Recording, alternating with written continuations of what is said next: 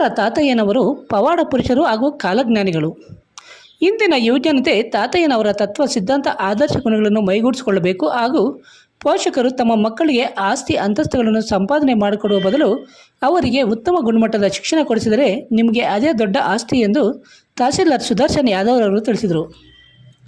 ರಾಷ್ಟ್ರೀಯ ಹಬ್ಬಗಳ ಆಚರಣಾ ಸಮಿತಿ ಹಾಗೂ ಬಲ್ಜೆ ಸಮುದಾಯದಿಂದ ಚಿಂತಾಮಣಿ ನಗರದ ನಾಗನಾಥೇಶ್ವರ ಸ್ವಾಮಿ ದೇವಾಲಯದ ಆವರಣದಲ್ಲಿ ಕೈವಾರ ತಾತಯ್ಯನವರ 299ನೇ ಜಯಂತಿ ಕಾರ್ಯಕ್ರಮವನ್ನು ಹಮ್ಮಿಕೊಳ್ಳಲಾಗಿತ್ತು.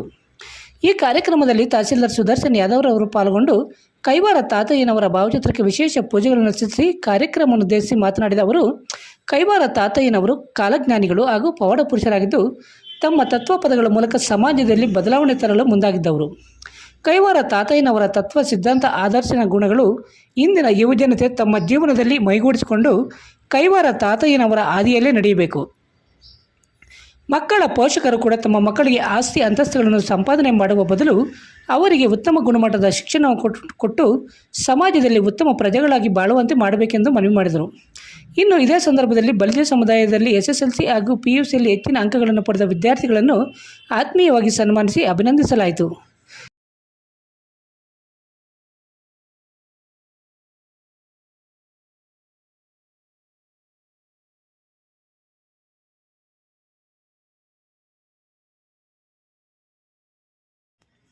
ಈ ಸಂದರ್ಭದಲ್ಲಿ ತಾಲೂಕು ಪಂಚಾಯಿತಿ ಇಒ ಆನಂದ್, ಬಲಿತ ಸಂಘದ ತಾಲೂಕು ಅಧ್ಯಕ್ಷ ಮುರುಘಮರ ಲಕ್ಷ್ಮಣರೆಡ್ಡಿ, ವಾನರಾಶಿ ಬಾಲಕೃಷ್ಣ ಭಾಗವತರ್, ಪ್ರವಚನಕಾರ TL ಆನಂದ್, ಸರ್ಕಾರಿ ನೌಕರರ ಸಂಘದ ಅಧ್ಯಕ್ಷ ಅಶೋಕ್ ಕುಮಾರ್, ಕಸಾಪ ಅಧ್ಯಕ್ಷ ಶ್ರೀನಿವಾಸ್, ನಗರಸಭೆ ಅಧ್ಯಕ್ಷ ಜಗನ್ನಾಥ್, ನಗರಸಭಾ ಸದಸ್ಯರಾದ ರಾಜಾಚಾರಿ, ಕಳಾವತಿ ಆಂಜನಪ್ಪ, ಸಮುದಾಯದ ಮುಖಂಡರಾದ VK ಕೃಷ್ಣಪ್ಪ, ಕುಂಟಗಡ್ಡೆ ಲಕ್ಷ್ಮಣ್, ಕಾಗತಿ ಮಧು, ನವೀನ್, ವೇಣು, ಕುಂಟಗಡ್ಡೆ ಶಿವಣ್ಣ, RMJ ಶ್ರೀನಿವಾಸ್, ಕಾಗತಿ ಅಶ್ವಥ್, ನಿರಂಜನ್, RI ಮೋಹನ್, ಕೈವಾರ ಶ್ರೀನಿವಾಸನ್, ವೆಂಕಟಾಚಲಪತಿ ಸೇರಿದಂತೆ ಬಲಿಜ ಸಮುದಾಯದ ಎಲ್ಲ ಮುಖಂಡರು ಮತ್ತಿತರರು ಉಪಸ್ಥಿತರಿದ್ದರು.